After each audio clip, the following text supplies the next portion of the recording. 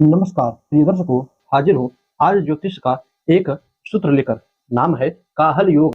यह योग कुंडली में कैसे बनता है, जिस जातक के बनता है तो यह योग के अनेकों फल है। सबसे पहले जातक आत्मविश्वासी होता है। सूर्य की स्थिति चाहे जैसी भी हो, ऐसे जातक के अंदर आत्मविश्वास समझे भरा होता है, भले ही सूर्य की स्थिति कमजोर होने के कारण थोड़ा बहुत डाउन हो जाए। दूसरा, दृढ़ निश्चयी होता है, जो ठान ले वो करके रहता है। बहुत ही अच्छे खासे और शुभ फल मिलते हैं कुंडली में यह योग बनने से। यह योग कैसे बनता है, क्या फल है, आइए वीडियो को प्रारंभ करें और देखिए। यह योग कुंडली में दो प्रकार के सूत्रों से बनता है। आइए हम उन दोनों सूत्रों को जानें। तो पहला सूत्र कहता है कि जन्म कुंडली में जो नवम भाव का स्वामी हो वह और चतुर्थ भाव का स्वामी दोनों केंद्र में हो तथा लग्नेश बनवाल हो। तो आप देखिए, मैंने यहाँ पर एक कर्क लग्न की कुंडली ली है। कर्क लग्न में चतुर्थ भाव के स्वामी यानी शुक्र होते हैं। 7 नंबर की राशि बनती है तुला, तो शुक्र हो गए। और नवम भाव में देवगुरु बृहस्पति की मीन राशि बनती है। देवगुरु बृहस्पति यहाँ पर नवम भाव के स्वामी हो गए। तो सूत्र कहता है कि शुक्र और भाग्येश जो देवगुरु बृहस्पति है वे दोनों केंद्र में हो। आपकी कुंडली में कोई भी चतुर्थ भाव का स्वामी और जो है नवम भाव का स्वामी हो सकता है, सूर्य से लेकर शनि तक कोई भी एक ग्रह। तो इसमें से मेरे पास कर्क लग्न की कुंडली है, तो चतुर्थेश और नवमेश कुंडली के केंद्र भाव में हो तथा जो लग्नेश है वह अंश बल से मजबूत हो और शुभ स्थानों में बैठा हो, तो कुंडली में काहल नामक योग बनता है। पुनः सुनिए, लग्नेश मजबूत हो, शुभ स्थानों में बैठा हो, अंश बल से मजबूत हो, छठे आठवें 12वें भाव में ना बैठा हो। फिर जो चौथे भाव का स्वामी हो और जो नौवें भाव का स्वामी हो वे दोनों केंद्र में बैठे हों। केंद्र कहते हैं पहले भाव को, चौथे भाव को, 7वें भाव को और 10वें भाव को। इन केंद्र में बैठा हो तथा अंश बल से भी मजबूत होना चाहिए। कम से कम 4 अंश 5 अंश के तो ऊपर ही हो।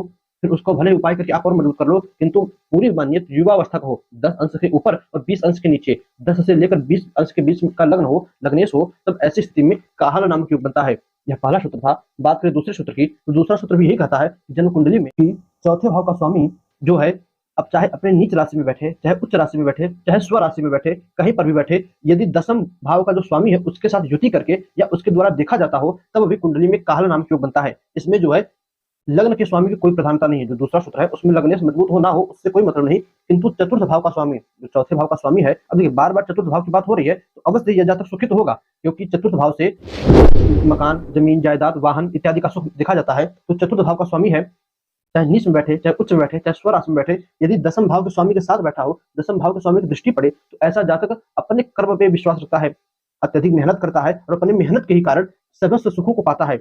लग्न मजबूत होता है तो ऐसा जातक अपनी माइंड से सूझबूझ करने वाला होता है। यही लग्न मजबूत ना हो तब ऐसा जातक जो है दूसरों के कहने पर ही अपनी आजीविका को नष्ट करता है, अपने समस्त साधनों को नष्ट कर देता है।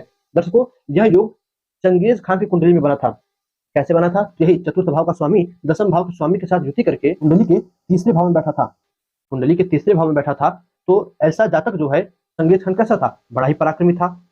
सपना इतना बड़ा था कि पूरा विश्व जीत ले, युद्ध करके, और करता भी था। अत्यंत वरिष्ठ था, दृढ़ निश्चय था, जो ठान लेता था वो करके रहता था। किंतु सफल नीति के कारण नहीं, उसे ऐसे ऐसे मंत्री मिले, अपने मंत्रियों के कारण वो कुसंगति में गया, बुरा भला कहा गया और अंत में मारा गया। सपना उसका सपना ही रह गया।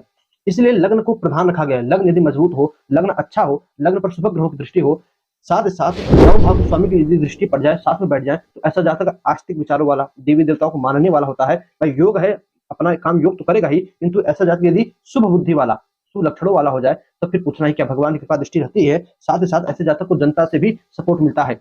अब इसी प्रकार यदि कुंडली में यह योग बने, काहल योग बने, और साथ ही साथ कोई राजयोग जैसे पंच महापुरुष बन जाए, नीच भंग राजयोग बन जाए, तो ऐसा जातक कलेक्टर इत्यादि भी बन सकता है। यह योग बड़ा ही प्रभावशाली होता है। आप लोगों की कुंडली देखिए, अपनी कुंडली देखिए, आजमाइए कि यह योग बना है कि नहीं, कमेंट में अवश्य बताइएगा। योग बनने पर भी फल नहीं दे रहा है, किस प्रकार से नहीं दे रहा है, आप अपना प्रश्न अपनी डिटेल कमेंट में छोड़ के जाइएगा। हम आपकी कुंडली का विश्लेषण करेंगे कि यह योग बनने पर भी क्यों फल नहीं दे रहा है। दर्शकों, बस आज के इतना ही।